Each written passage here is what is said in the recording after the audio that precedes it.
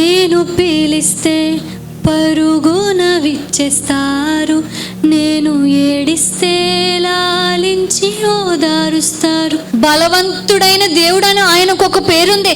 ఆ పేరు కలిగిన దేవుడే ఈరోజు చెప్తున్నాడు, నేను నిన్ను బలపరుస్తాను, నీ ప్రతి బలహీనత నుండి నేను నిన్ను బలపరుస్తాను అని. కొన్నిసార్లు ఆయన నీ బలహీనతనే బలంగా మారుస్తాడు.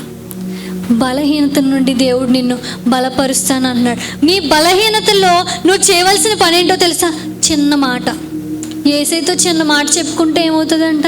చింతలన్నీ తీరిపోతాయి. అలాంటి బలహీన సమయంలో నీ గుండె ఆవేదన పడిపోయినప్పుడు నువ్వు చేయవలసింది ఏంటో తెలుసా? యేసయ్యా, తట్టుకోలేకపోతున్నానయ్యా, నన్ను బలపరచు, నన్ను బలవంతునిగా బలవంతురాలిగా నన్ను చెయ్యి అని యేసయ్యతో ఒక్క మాట చెప్తే దేవుడు ఏమన్నాడు?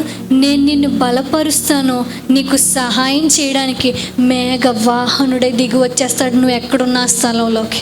ఒక్క మాట చెప్తే చాలు, నేను పీలిస్తే పరుగున విచ్చేస్తారు, నేను ఏడిస్తే లాలించి ఓదారుస్తారు. అవును, దేవుడిని మనం పిలిస్తే పరిగెత్తుకుని వచ్చేస్తాడు.